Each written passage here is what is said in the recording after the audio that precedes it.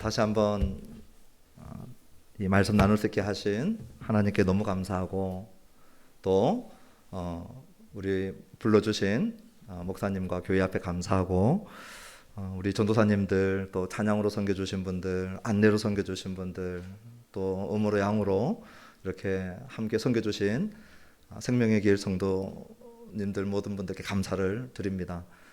또 제가 오늘 그 4층에 올라가 보니까 그 그라띠아실인가요? 거기에 보니까 우리 아이들이 부모님 아마 여기 계신 것 같고, 제가 누구 집 아들 딸인지는 모르겠지만 저희 아이들보다 조금 어려서 너무 그곳에서 이렇게 기다리고 있는 모습을 보면서 가슴이 찡하기도 하고, 또 교회 안에 우리 아이들이 함께 이렇게 자라가는 모습 보고 너무 감사하고, 제가 우리 여기 이 형제하고도 좀 인사하고 싶었는데 끝까지 지금 3일 동안 인사 못하고 가는데 제 오른쪽에 앉아서 너무 열심히 말씀을 듣길래 도대체 네 집 아들인지 너무 궁금하고, 제가 볼 때는 연배는 저보다 약간 젊으신 것 같은데 저는 이 연배에 이렇게 말씀을 듣는 형제는 제가 못 봤습니다. 못 봐서 그래서 제가 그런 제 마음을 나누고, 또 예배가 끝나고 제가 사라져서 우리 성도님들에게도 한편으로는 죄송한 마음이 있습니다. 우리가 코로나가 아니고 또 좀 더 일상적인 집회 같으면 같이 그냥 여기서 올려서 먹고 마시고 또 교제하고 많은 얘기들 나눌 수 있는데, 어떻게 하다 보니까 지금 이제 우리가 많은 부분들을 조심조심하면서 또 이렇게 오고, 그리고 또 사실 이 말씀 전한 사람은 잊어버려도 상관없거든요. 그래서 아예 좀 안 보이는 것도 괜찮겠다, 여러 생각들이 들어서 우리 성도님들이 무섭거나 싫어서 가는 게 절대 아니니까 오늘도 안 보이더라도 이상하게 생각하지 마시고 계속해서 그렇게 기도하고 가면 좋겠습니다. 벌써 마지막 날이 됐고요. 제가 수지에서 오면서 너무 기뻤어요. 올 때마다 기쁘고 또 함께 말씀 나누면서 기쁘고 예배 드리면서 기쁘고, 코로나 기간 동안 예배를 드릴 수 있다는 것 자체가 목사로서는 너무 감격스러워요. 감격스럽고, 그리고 성도의 교제를 우리가 제한적이지만 이렇게 할 수 있다는 거 너무 감격스럽고, 제가 시작할 때 얘기했지만 이 코로나 기간 동안에 교회가 태어나는 것, 우리 성도님들은 어떤 생각을 하는지 잘 모르겠지만 목회자의 한 명으로서는 감격스러운 일이에요. 제가 좀 울먹울먹 할 것 같아요. 생명의 길의 교회를 통하여서 하나님이 하시고자 하시는 뜻이 있어서 태어나게 한 것입니다. 좀 어떻게 들릴지 오해 없이 듣기를 바라시는데요. 온누리 교회의 이 귀한 것들은 잘 간직하시고, 그러나 제2의 온누리 교회는 되지 마십시오. 하용조 목사님으로부터 귀한 것들을 배운 것들은 소중하게 간직하시되, 생명의 길 교회의 목회자와 생명의 길 교회의 성도님들의 아주 독특하고 유니크한 그 하나님이 원하시는 교회의 모습을 향하여서 큰 걸음들을 내딛으시기를 바랍니다. 그래서 초점이 어디에 있느냐, 이전의 과거에 어디에 뿌리를 두고 있느냐가 아니고 지금 여기에 하나님께서 시작하게 하시는 그 사명이 무엇인지를 모든 영적인 더더미들을 다 세워서 거기에 집중하시고 그 일을 하라고 하나님이 교회를 태어나게 한 줄로 믿으셔야 됩니다. 그래서 그 일을 하기 위해서 정말 촉각을 곤두세워서 하나님이 우리 생명의 교회를 통하여서 이 서울 강남 한복판에서 하고자 하시는 그 계획들을 계속해서 교회가 물어가면서 그 하라고 하는 일을 하면 가장 부흥되고 성공한 교회가 되는 것입니다. 그것이 어떤 사명이든지 그 일들을 이루어 나가는 교회가 되기를 축원합니다. 우리 잠깐 기도하십시다. 주님, 너무 빨리 지나간 것 같습니다. 오늘 마지막 날 종의 간절한 소원은 우리 생명의 길 교회가 누구 한 사람만 그리스도의 영광을 보는 자들이 아니라 주님, 온 교회가 그리스도의 몸된 공동체가 우리가 그 영광을 보는 그런 공동체가 되기를 간절히 기도합니다.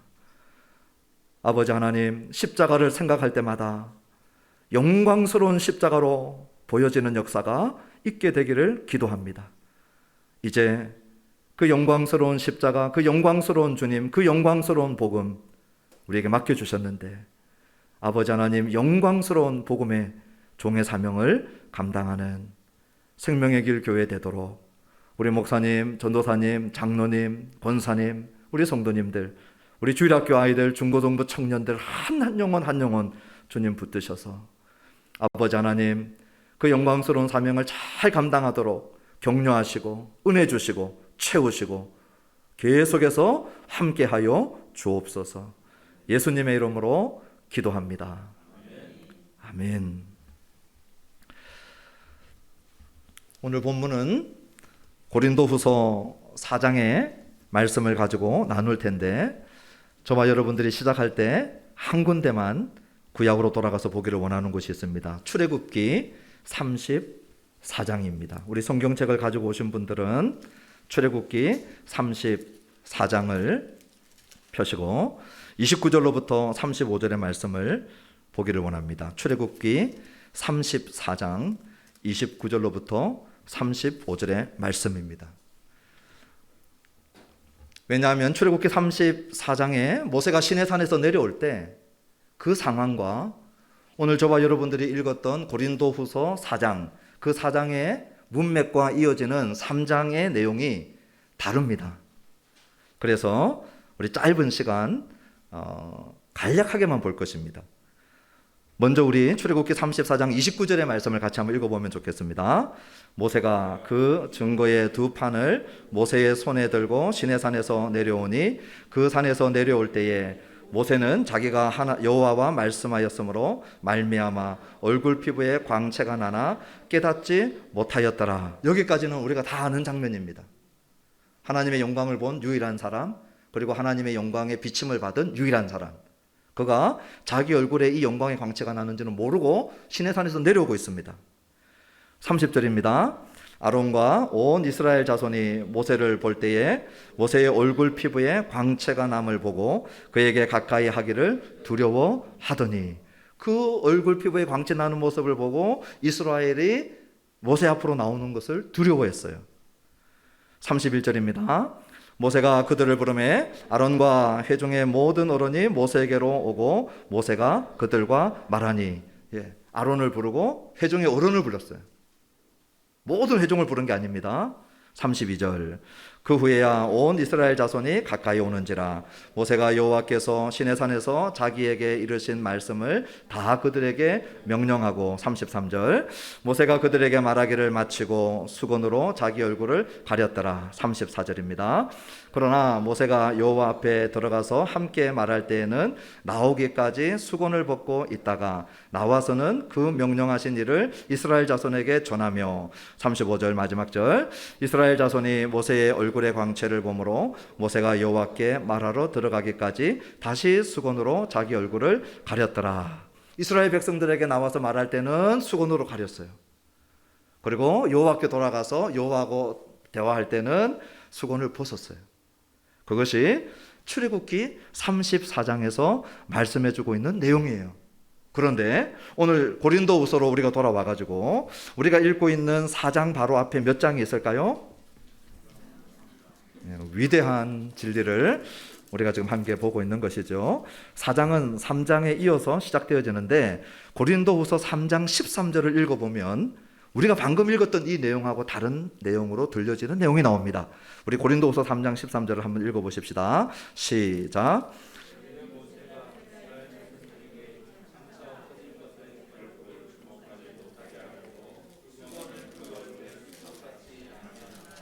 네, 고린도후서 3장 13절에서는 뭐라고 했습니까? 모세가 이스라엘 자손들에게 장차 없어질 것에 결국을 주목하지 못하게 하려고 수건을 얼굴에 썼다. 출애굽기 방금 읽었던 34장에서는 이런 내용이 없었어요. 그런데 바울이 어떻게 감히 이런 해석을 할 수 있었느냐는 것이죠. 모세의 영광 자체는 이스라엘 백성들이 볼 때에 영원할 것 같았고, 그리고 너무나도 두려워서 가까이 나올 수 없을 만큼 빛나는 얼굴의 광채를 어떤 면에 있어서는 감히 바울이 해석하기를 뭐라고 했습니까? 없어질 영광, 사라질 영광이라는 거예요. 그래서 그 결국을 보지 못하게 하려고 가렸다는 거예요. 이 담대한 해석은 결국은 모세를 통하여 빛나고 있었던 옛 언약의 영광이 그리스도로 말미암아 시작된 새 언약의 영광하고 비교해 보니까 이거는 없어질 것이고 사라질 것이고 초라하기 짝이 없었다는 거예요. 그것을 알고 모세는 그것을 보지 못하도록, 그것을 주목하지 못하도록, 자기를 주목하지 못하도록 수건을 가렸다는 거예요. 그만큼 새 언약의 복음의 영광이 얼마나 찬란했냐면 그 영광스럽고 두렵게 만들었던 모세의 빛나는 영광마저도 사라질 영광, 없어질 영광으로 대조시켜버리는, 그래서 새 언약의 영광을 떠오르는 태양이라고 한다면 이 옛 언약의 영광은 마치 촛불을 켜고 있고 라이트를 켜고 기다리고 있는 그런 모습과 비교해도 무방할 정도로 어마어마한 새 언약의 영광을 이 바울이 보고 난 다음에 이런 놀라운 해석을 한 것이죠. 그 새 언약의 놀라운 영광이 어디에 남아 있느냐? 우리가 읽었던 4장 앞에 1절로부터 11절에 바울이 쭉 열거를 하고 있습니다.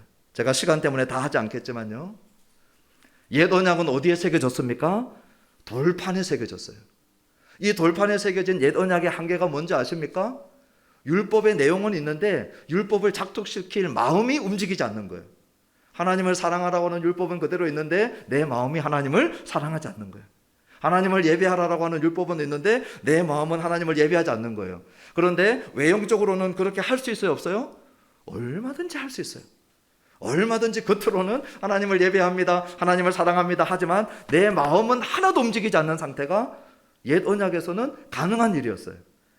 그런데 옛 언약이 하지 못하는 일이 새 언약 안에서 이루어져 버렸는데 이 말씀이, 율법이 어디에 새겨져 버렸느냐? 우리의 마음판에 꽝 하고 우리의 마음판에 새겨져 버린 거예요.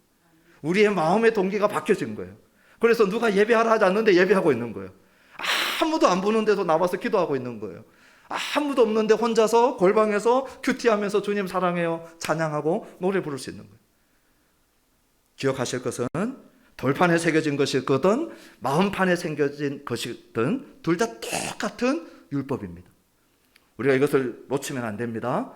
새 언약 백성이 되었기 때문에 우리는 율법으로부터 자유롭다라고 하는 것은 상당히 오해하고 있는 내용입니다.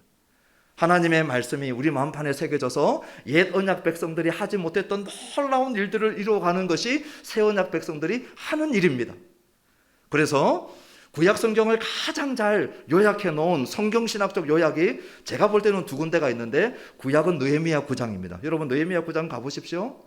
창조 시대부터 아브라함 시대, 신의 시대, 왕정 시대, 포로 시대, 다시 포로 귀환 시대까지 한 장 안에 다 넣어놨습니다. 그것만큼 아름다운 구약의 요약판이 스데반이 순교하면서 사도행전 7장에 쭉 연결해 놓고 있는데, 사도행전 7장에서 스데반이 뭐라고 하는지 아십니까? 구약 이스라엘의 모든 역사를 한 단어로 끝내버립니다. 성령을 거스린 역사. 그래서 유대인들이 듣고 견디지 못했죠. 너희들은 성령을 거스린 역사다. 이스라엘 역사는 성령을 거스린 역사다. 그게 뭔지 아십니까? 돌판에 새겨진 한계를 이스라엘이 다 보여준 거예요.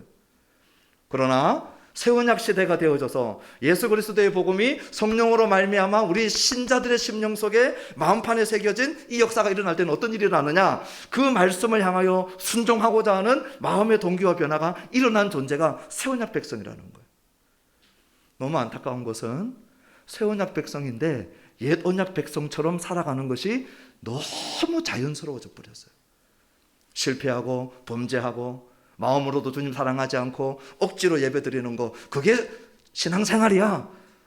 박 집사님 보고 최 집사님 보고 이 집사님 보고 김 집사님 보니까 다 그렇게 살아. 죄 짓고 살고. 엄격하게 얘기하면 옛 언약에서 못 벗어난 자의 삶입니다. 오늘 우리를 새 언약 백성으로 만들어 주었을 때 처음으로 하나님 앞에 그 말씀을 사랑하고 늘 실패하던 영역에서 이 말씀을 붙들고 성령의 도움을 구하고 이겨내고 죄를 이기고 순종해가고 거룩해가고 경건해가고 성결해지고, 그런 역사들이 새 언약 백성 안에서 일어나는 역사예요. 왜요? 마음판에 새겨놨기 때문에. 또 새 언약은 구약과 옛 언약과 비교해가지고 옛 언약은 죽이는 율법 조문이라고 그랬어요. 죽이는 거예요. 그래서 율법은 우리들에게 가라 해놓고 못 가면 정죄하고 죽이죠. 그런데 새 언약은요, 살리는 영의 역사라고 그래서 살리는 영의 역사. 우리를 계속해서 살리게 하죠. 그래서 바울은 뭐라고 했냐면 옛 언약은 사망의 직분이고 새 언약은 영의 직분이고, 옛 언약은 정죄하는 직분이고 새 언약은 의의 직분이다 그랬어요. 그러니 이것을 아니까 이 비교가 너무 대조가 너무 크니까 뭐라고 했어요? 그 모세의 언약, 모세의 영광마저도 사라지고 없어질 영광이라는 거예요. 새 언약의 그리스도의 복음의 영광은요, 영원한 영광, 영광 중의 영광, 최고의 영광. 그래서 이렇게 담대하게 고린도후서 3장 13절에서 출애굽기 34장을 바울이 성령의 조명을 받아서 다시 재해석해서 과감한 해석을 내놓은 거예요. 이 새 언약의 영광은 옛 언약의 영광과 달라서 옛 언약의 영광은 모세만 혼자 누렸는데 이 새 언약의 영광은 신자 모두가 누리는 영광이에요. 옛 언약의 영광은 점점 사라지는 영광인데 새 언약의 영광은요, 계속되는 영광에서 영광으로, 영광에서 영광으로, 영광에서 영광으로. 그게 제일 좋은 건 생명의 길 교회에서 신앙생활 쭉 하신 우리 어르신들이 젊은 세대에게 이 영광을 얘기해 주는 거예요. 신앙생활 하면 진짜 좋다. 내가 정말 많이 바뀌었다. 내가 처음 신앙생활 할 때 내 모습이 어땠는데 영광에서 영광으로, 영광에서 영광으로 계속해서 내가 바뀌어져서 지금 이 복음의 영광이 나를 이런 모습으로 변화시켜놨다. 이거보다 능력 있는 그런 메시지가 없죠. 나는 내가 그렇게 변화되어졌다. 그것을 나눌 수 있는 그 모습이 옛 언약에 없었던 이 새 언약의 영광 안에 있는 충만한 영광을 바울이 지금 과감하게 고린도서 3장 18절에서 얘기하고 있는 것이죠. 어떻게 우리를 변화시켜 갑니까? 우리 고린도서 3장 18절을 한번 읽어보십시다. 다시 한번 3장 18절, 고린도서 3장 18절 시작. 우리가 다 수건을 벗은 얼굴로 거울을 보는 것 같이 주의 영광을 보매 그와 같은 형상으로 변화하여 영광에서 영광에 이르니 곧 주의 영으로 말미암음이니라. 어떻게 변화되어져 가느냐? 주의 영광을 주목할 때 변화되어집니다. 주님의 영광을 주목하지 않고 변화될 수 있는 사람이 아무도 없어요. 주님의 영광을 주목하는 그 과정 가운데 거울을 보는 것 같이 복음의 거울을 통하여서 복음에 비춰진 것을 통하여서 주님의 영광을 보는 거예요. 그러니 여러분들이 복음서를 읽으시면서 우리 주님의 영광을 보시고 복음서를 읽으시면서 예수님을 보면서 우리 하나님의 영광을 계속 봐야 돼요. 만약 그것을 보지 못한다면 지금부터 기도하고 성경을 펼칠 때마다 그 간절한 마음을 가지고 기도하셔야 돼요. 제가 어제 짧은 시간 십자가의 영광 얘기했는데 그거는 십자가의 영광, 우리 예수님의 사역 가운데 일부죠. 우리 예수님의 모든 생애를 보시면서 우리 주님의 영광을 보시면서 여러분 정말 소스라치게 그 영광에 압도당하고, 그래서 그런 얘기 하지 않습니까? 누가 성경을 읽다가 그런 고백들 하죠. 글자가 툭 튀어나왔어. 무슨 얘기인지 아시죠? 이게 살아가지고 내 안에 들어와 버린 거예요. 여러분 기억나십니까? 우리 예수님이 문둥병자 고칠 때 어떻게 고치는지 아시죠? 터치해서 고칩니다. 모든 사람들이 문둥병자하고 접촉하면 어떻게 되는지 다 알아요. 그 한센병이 자기에게 전염시켜요. 그런데 이분은 누굽니까? 한센병자를 터치했더니 이분이 오염되고 부정을 타는 게 아니고 한센병자의 부정함이 깨끗해졌어요. 이분이 누군가? 풍랑이는 갈릴리 바다를 걸어오시고 난 다음에 제자들이 그 동네 어부 출신들이거든요. 웬만한 풍랑 가지고 놀리지도 않아요. 그런데 얼마나 풍랑과 강풍이 거칠고 컸던지 전부 다 살려달라고 할 지경이 되었을 때, 그 두려움에 벌벌 떨고 있을 때 우리 주님이 걸어오셨죠. 주님 걸어오시는 거 보고 얼마나 놀리는지 몰라요. 우리 성도님들은 안 놀라시잖아요. 그맘때쯤 걸어오는 거 각본에 다 있기 때문에. 제가 영국 갈 때 한 11시간, 12시간 직항 타면 런던에 직항을 탈 때는 그렇게 가고요. 스코틀랜드에 있을 때는 암스테르담이나 파리나 이렇게 경유를 해갑니다. 그렇게 하면 좀 더 싸거든요. KLM 타고 많이 다녔는데 이렇게 비행기 타고 한참 가다가 가끔 가다가 이제 창문을 통해서 좀 보고 싶은 이렇게 바깥 풍경이 있지 않습니까? 구름도 보고.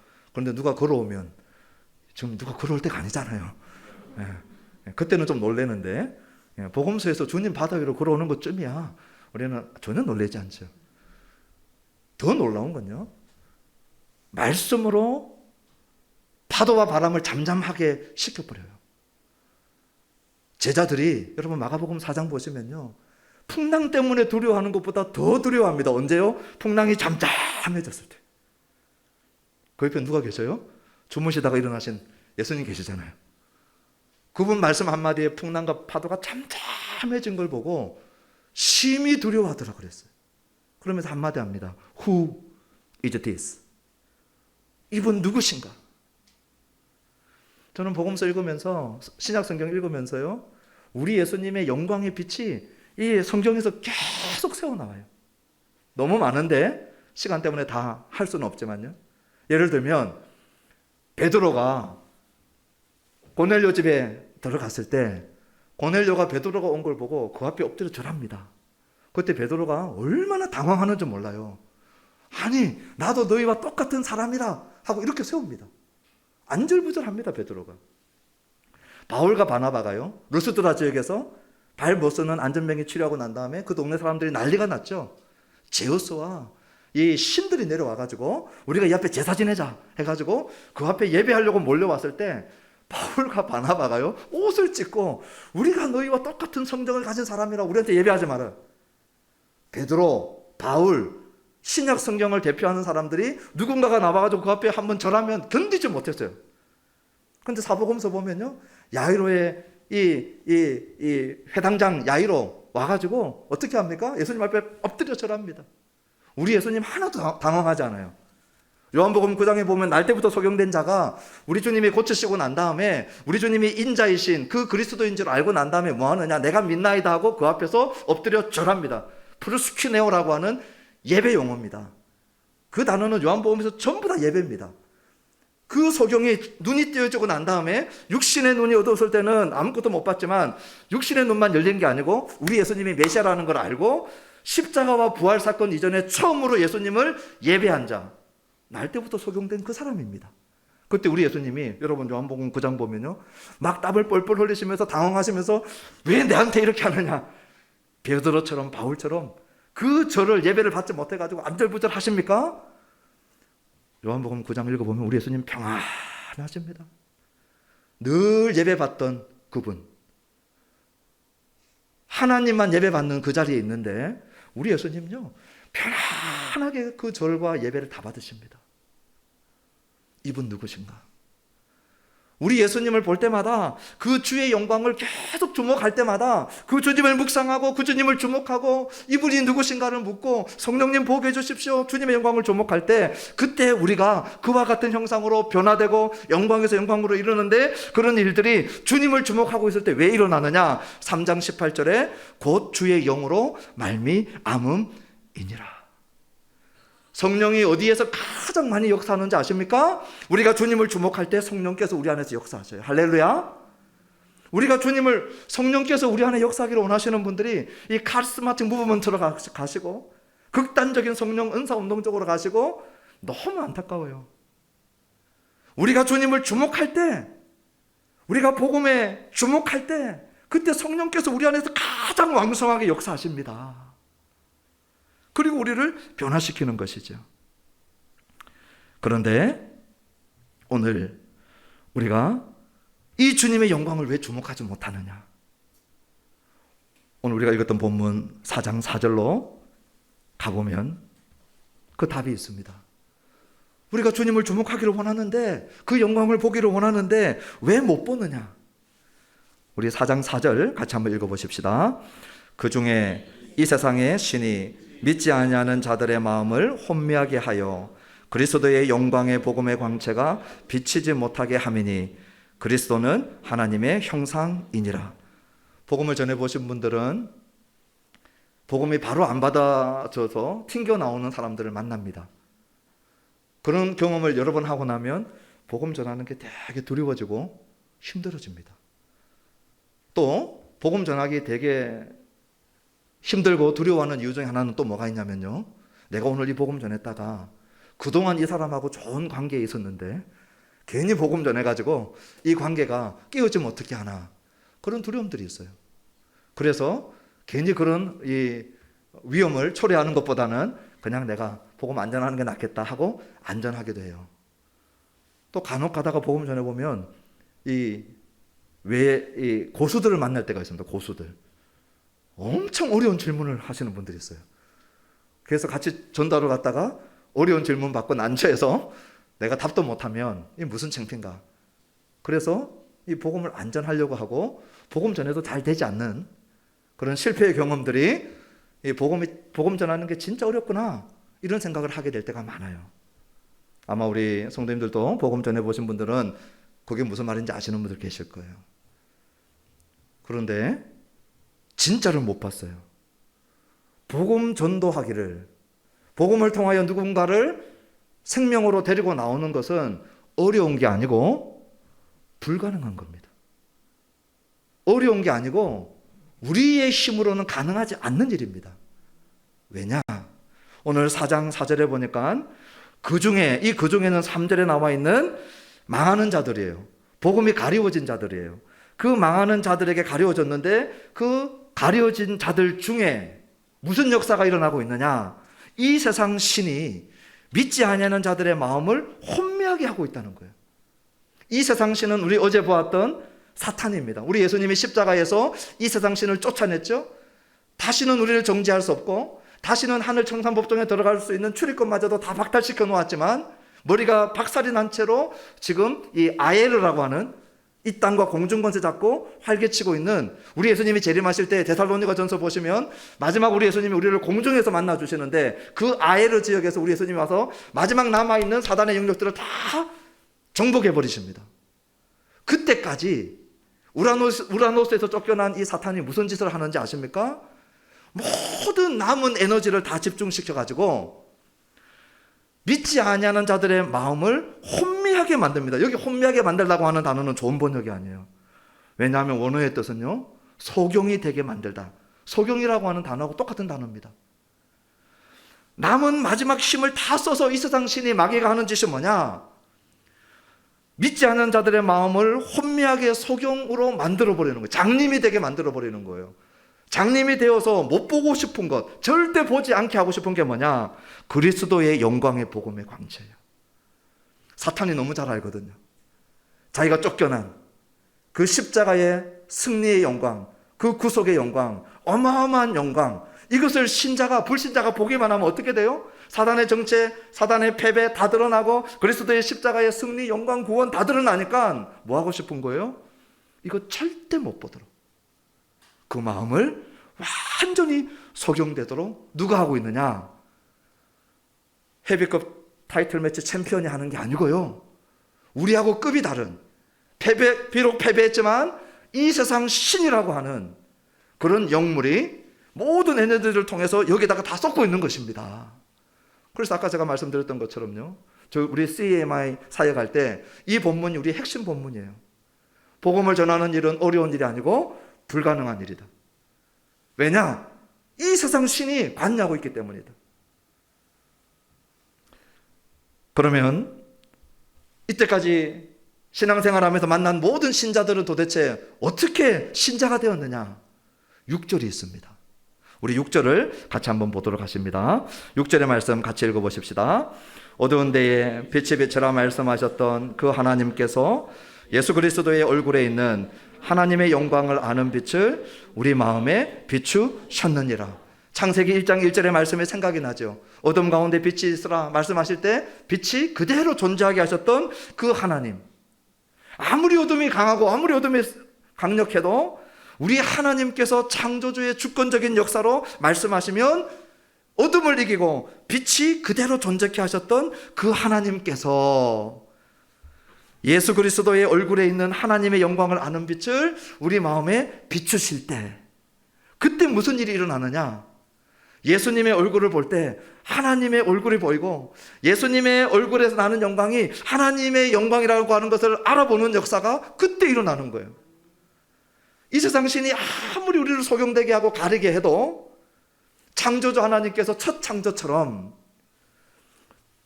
재창조의 역사로 빛을 명령하실 때, 그때야 비로소 이루어지는 일이 뭐냐? 우리가 복음의 진리이구나, 이게 보이기 시작하는 거예요. 예수님이 진짜 하나님이시구나, 이게 보이는 시간이 바로 이때라는 거예요. 그 결과가 뭡니까? 그 사람은 믿는 자가 되어서 신앙 고백을 하는 결과가 맺혀지는 거예요. 우리 성도님들이 이 하나님의 주권적인 사역을 알지 못하면 신앙생활이 이상해집니다. 우월감과 열등감 사이를 계속 악순환합니다. 왜냐? 내가 전해서 누가 예수 믿으면 내가 한 줄 알거든요. 그게 잘 되면 어마어마한 우월감이 생깁니다. 근데 그게 안 되면 어떻게 되냐? 엄청난 열등감을, 낙심을 넘어서 열등감으로 빠져들어요. 하나님이 주권적으로 하신다는 사실을 알지 못할 때 하늘과 땅을 계속 오락가락하는 신앙생활을 하게 되는 거예요. 우리 하늘나무, 우리 생명의 길 성도님들은 빛을 비추시는 주체가 우리가 아님을, 창조주 하나님이 첫 창조와 같은 재창조의 역사를 하실 때 일어난다는 사실을 믿으시기를 바랍니다. 그러면 하나님 혼자 다 하시면 되는데 4절과 6절 사이에 몇 절이 있습니까? 위대한 진리입니다.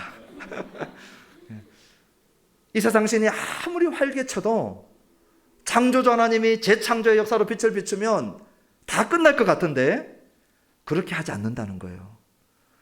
제가 첫날 말씀드렸던 것처럼 하나님은 진공 상태에서 역사하지 않습니다. 5절을 통하여 역사하십니다. 우리 같이 한번 5절을 읽어보십시다. 우리는 우리를 전파하는 것이 아니라 오직 그리스도 예수의 주 되신 것과 또 예수를 위하여 우리가 너희의 종된 것을 전파함이라. 저는 오늘 이 5절의 초청이 생명의 길 교회를 향한 초청이라고 믿습니다. 이 어마어마한 하나님의 재창조의 사역에 하나님이 우리를 끼워주셨어요. 생명의 길 교회를 불러주셨어요.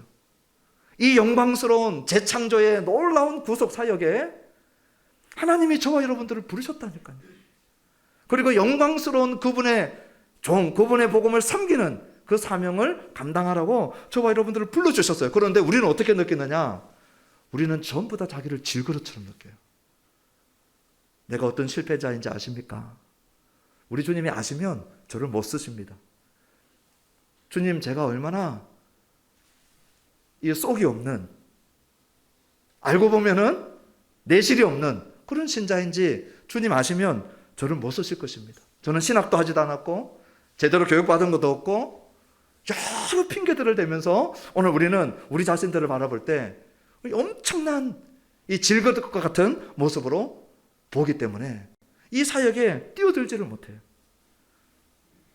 그런데 오늘 이 모습을 보시면요, 우리 1절에 돌아가서 이 사명을 감당할 사람들이 어떤 사람들인가? 우리 4장 1절 같이 한번 읽어보십시다. 시작.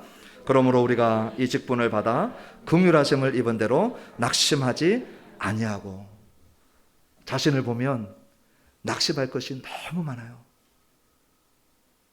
그런데 잊지 말아야 될 것은, 우리 한글 성경은 순서가 조금 바뀌었습니다. 우리가 이 직분을 긍휼하심을 입은 대로 받았다는 거예요. 이 영광스러운 직분을 어떻게 받았느냐? 긍휼하심을 입어서 받은 거예요. 오늘 내가 수능 점수를 치거나 영어 점수를 치거나 신앙 점수를 쳐서 합격선에 딱 도달해서 하나님이 이 직분 주신 게 아니고, 하나님이 우리가 어떤 존재인지 너무 잘 아셔요. 우리를 불쌍히 여기시면서 이 직분을 주셨다는 거예요. 바울이 디모데전서 1장 12절에 이렇게 얘기했죠. 나를 능하게 하신 그리스도 예수 우리 주께 내가 감사함은, 잘 들어보십시오, 나를 충성되이 여겨 내게 직분을 맡기심이니.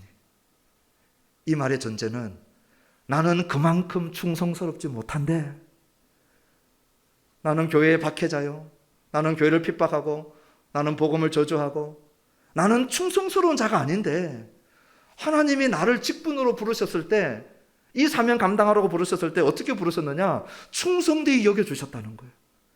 우리를 긍휼히 여겨주시고 우리를 충성되이 여겨주셔서 이 직분을 맡겨주신 존재라고 하는 것을 믿으시기 바랍니다.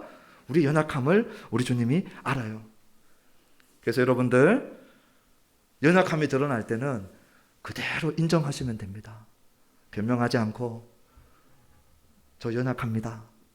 저 부족합니다. 그대로 얘기하면 돼요. 그러면서 하나 더 붙이면 됩니다. 그러나 우리 주님이 나를 충성되게 여겨주셨습니다. 우리 주님이 나를 긍휼히 여겨주셨습니다. 그래서 나는 이 직분을 가지고 나아갑니다.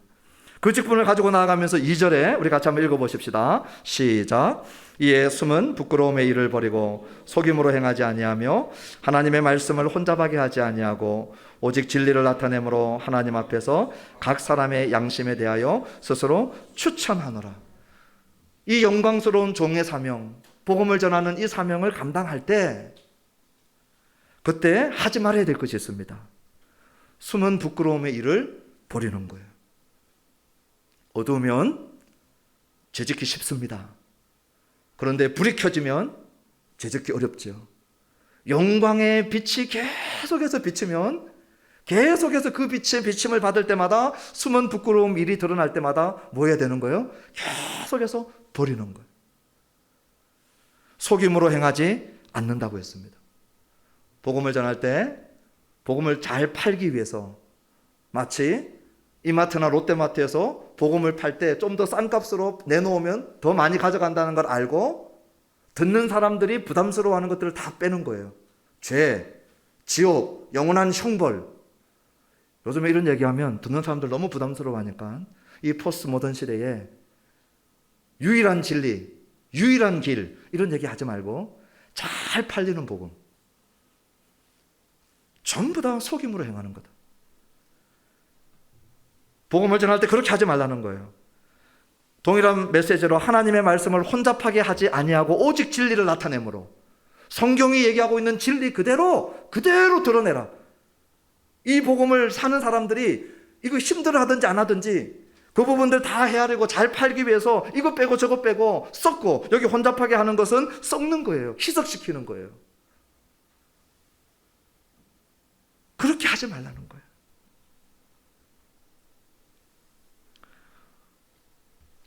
그러면서 오직 전해야 될 재상이 우리 주 예수 그리스도의 주되심을 전하라고 말씀하고 있는 것입니다. 우리는 예수님을 전할 때 우리의 자세가 어떠해야 되느냐? 5절 끝에 보니까 예수를 위하여 우리가 너희의 종된 것을 전파함이라. 오늘 이 복음을 전가하는 생명의 길 교회의 이 영광스러운 종의 사명 가운데 저는 이 종이라고 하는 단어를 잘 기억했으면 좋겠어요. 너희는 종이다. 오늘 우리 예배를 사회 보셨던 집사님께서 기도하실 때 그 기도가 저한테 들어왔던 게 있어요. 제가 이 워딩 자체를 그대로 다 하지는 못하겠는데 내가 중심이 된 그런 내용의 기도가 있었어요. 종과 딱 반대되는 거예요. 종은 본질상 자기가 중심이 되거나 우선순위가 절대 될 수가 없어요. 나는 내가 모든 것의 중심이고 내가 모든 것의 우선순위다. 그러면 절대 이 사명에 들어오면 안 돼요. 종이라고 하는 것은요, 남이 우선순위가 돼버리는 거예요. 그게 종이에요. 그게 겸손의 사역이라는 것이죠. 이 종된 자세, 낮은 자세, 섬기는 자세, 내가 아니라 다른 사람을 우선순위에 두는 자세, 이 자세가 오늘 이 시대에 교회에 너무나도 필요한 자세예요. 제가 생명의 길 교회를 보면서 제 마음속에 갖는 소망이 이런 소망이에요. 생명의 길 교회는 절대로 진리를 타협하지 않는 교회가 되기를 바라요. 무슨 일이 있어도 복음의 정수에서 벗어나지 않는 교회가 되기를 바랍니다. 그런데 종이 되는 교회가 됐으면 좋겠어요. 종이 되는 교회는 뭐냐? 내 눈높이에 네가 와라가 아니에요. 종은 가야 돼요. 그 사람의 눈높이로 가야 됩니다. 그것이 생명의 교회에서 얘기하고 있는 문화라고 저는 해석하고 있어요. 단순한 복음 없는 문화를 위한 문화가 아니고 이 복음의 정수에서는 한 발치의 양보도 없는 진리의 길을 선택하면서도 이 진리를 오늘 이 시대의 사람들하고 어떻게 나눌 것이냐, 문화라고 하는 시대적 언어를 통해서 나누되 그 나눔은 종의 자세가 되지 않으면 절대 할 수가 없어요.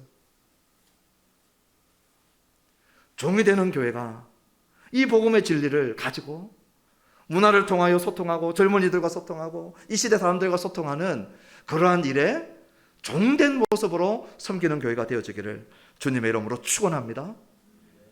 그래서 오늘 이 직분을 왜 영광스럽다고 하느냐? 이 세상 신이 가려놓은 이 끔찍한 영적 소경됨에서 우리 하나님이 창조의 빛, 재창조의 빛을 비추어서 그들을 건져내시는데 하나님이 혼자 하지 않냐시고 오늘 우리를 불러서 우리가 이 복음을 전파할 때 그 전파되는 복음을 타고 역사하시겠다는 거예요. 그러므로 이 영광스러운 복음의 사역에 동참하는 영광스러운 종의 사명을 오늘 이 5절에서 보여주고 있고, 이 사명을 감당할 때 무슨 일이 일어나는 거예요? 어둠에서 빛으로, 사망에서 생명으로, 정죄에서 의로, 죽는 자리에서 사는 자리로 나오는 역사가 계속해서 일어나는 거예요. 생명의 길 교회를 통하여 이 놀라운 역사가 계속되어지기를 주님의 이름으로 축원합니다. 그래서 7절에 우리 마지막으로 한번 읽어봅시다. 시작. 우리가 이 보배를 질그릇에 가졌으니 이는 심히 큰 능력은 하나님께 있고 우리에게 있지 아니함을 알게 하려 함이라. 질그릇이 다 얘기하는 것이 제일 좋아요. 그러나 낙심하지 않고 열등감에 시달리지 않습니다. 왜요? 보배를 가졌기 때문이에요. 영광스러운 복음을 가졌기 때문이에요. 질그릇 안에 이 보배를 가지고 있기 때문에 깨끗하게 나의 질그릇됨을 인정할 수 있고요. 또 뭡니까? 심히 큰 능력은 하나님께 있고 우리에게 있지 아니함을 알게 하는데 딱 좋아요.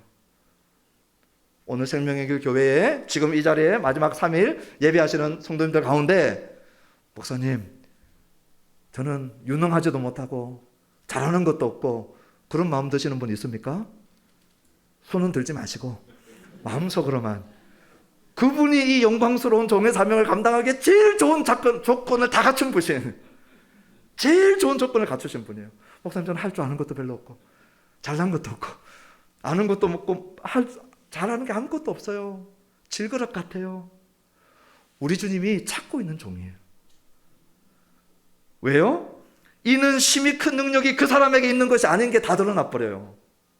저 사람의 능력이 아니라고 하는 게 질그릇 안에서 역사하는 보배 때문이라고 하는 것이 다 드러나기 제일 좋은 사람이 질그릇 같은 사람이에요. 저는 말씀을 마치면서 우리 생명의 길 성도님들이 좀 생각하고 고민하는 주제를 던지고 저는 사라지고 싶어요. 이 영광스러운 종의 사명을 감당하려면 세 가지가 확실해야 돼요. 첫 번째는 뭐냐? 창조적 우리 하나님의 주권입니다. 하나님의 주권. 우리 6절에 보았던 빛을 비추시는 주체는 내가 아니고 내 입이 아니고 내 두뇌가 아니고 내 지성이 아니고 내 지식이 아니고 내 경험이 아니고 우리 하나님이 빛을 비추시는 주권자이십니다. 이걸 확실히 할 때 뭐가 따라오느냐? 기도가 따라옵니다. 기도가 따라옵니다. 하나님이 주권자인 걸 알 때 기도하지 않을 수 없어요. 저 사람을 내가 바꿀 수 없다는 걸 알 때, 하나님만이 바꿀 수 있다는 걸 알 때, 내가 전하지만 하나님만이 정말 저 사람을 바꿀 수 있다는 걸 알 때, 빛을 비추시는 분이 내가 아니고 하나님이라는 걸 알 때 뭐 하게 됩니까? 기도하게 되는 거예요. 제가 우리 한 목사님하고 얘기하면서 그런 얘기 들은 적이 있어요. 지금 또 그런지 모르겠지만 우리 전사님 얘기들 했거든요. 전사님 자랑도 많이 하고 또 전사님들 꼭 새벽기도 나오라 그 얘기를 했다 그러더라고요. 제가 잘못 들을 수도 있지만 또 새벽기도 안 나오시는데 제가 이렇게 해가지고 네, 괜히 찔리게 하려고 하는 의도 전혀 없어요. 왜냐하면 제가 목회를 하면서 받은 제일 큰 복이 새벽기도였거든요. 제가 영국에서 돌아와서 제일 힘들었던 게 새벽기도였어요. 교회를 개척해보니까 아무도 없을 때도 있어요. 교회에서 혼자 기도하는 것이 쉽지 않아요. 어떤 때는 한 명 나올 때도 있어요. 여러분 1000명 앞에 설교할 때나 1명 앞에 설교할 때나 목사가 설교 준비는 똑같이 해야 돼요. 날마다. 그러니 처음에는 제가 누가 새벽기도를 만들었나. 영국에는 새벽기도도 없는데 제가 영국에 12년 있었거든요. 그런데 한국에 와서 이 새벽기도를 누가 만들었나 하면서 나오는데 저희 저는 이제 합동적 교단인데 저희 노회에서 개척을 시작하신 분들, 그분들만 모여서 우리가 1박 2일로 집회를 한 적이 있었어요. 그래서 저희 노회 한 교회에 모여가지고 숙식을 했어요. 그리고 새벽이 되어졌는데 제 몸이 새벽 4시 반이 되니까 따르릉 시계도 없는데 깨는 거예요. 몸이 깨는 거예요. 그 큰 대강당에서 여러 목사님들하고 다 같이 자고 있는데. 그래서 일어난 김에 기도하자. 그래서 벽을 붙들고 가가지고 이렇게 기도했어요. 늘 이제 몇 년째 그렇게 하니까 익어버린 거예요. 그래서 지금 또 그 시간 되면 거의 대부분 깨요. 그래서 막 기도하려고 하는데 뭐가 좀 이상해. 보니까 양쪽 옆으로 거의 대부분의 목사님들이 다 일어나서 기도하고 있는 거예요.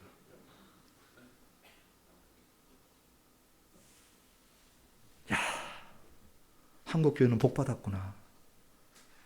목사님들이요, 이렇게 침낭에 누워 있는 분들이 거의 없었어요. 자기 교회도 아닌데, 보는 사람들도 없는데. 어느 순간 제가 돌아보니까 새벽 기도가 이게 복 중의 복이구나. 기도 얘기는 다음에 한번 불러주십시오. 네. 기도하는 게 하나님 앞에 어마어마한 복이라고 하는 걸 아니까. 누가 기도하느냐? 하나님이 주권자이심을 아는 자가 기도할 수밖에 없어요. 그리고 하나님이 주권자이심을 알 때만 뭐 할 수 있습니까? 교만하지 않고 낙심하지 않습니다. 잘 돼도 하나님이 주권자인 걸 알기 때문에 우울감을 갖지 않아요.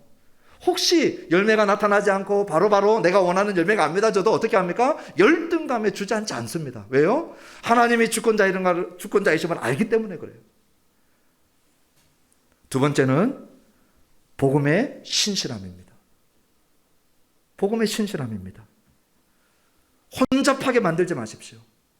복음을 희석시키지 마십시오.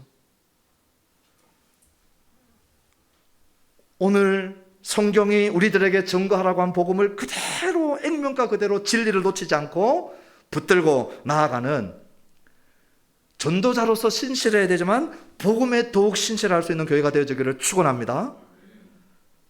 그리고 세 번째는 종됨입니다. 겸손함, 섬김, 이것을 놓치지 말아야 됩니다.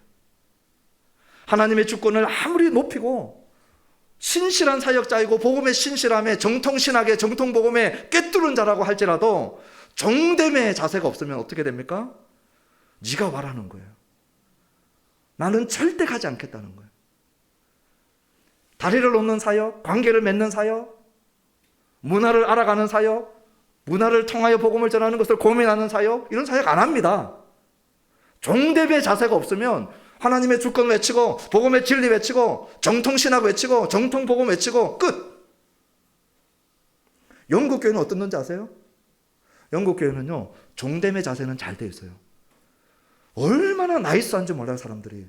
그런데 목사님이 동성연애자고 얼마나 사람들이 착한지 몰라요. 이웃 구제하는 것 좋아하고. 근데 복음의 진리됨을, 복음 자체의 신실함을 버려버렸어요. 그래서 지옥 얘기하지 말고 죄 얘기하지 말고 이런 거 얘기하지 말라는 거예요. 사람들에게 부담 주니까.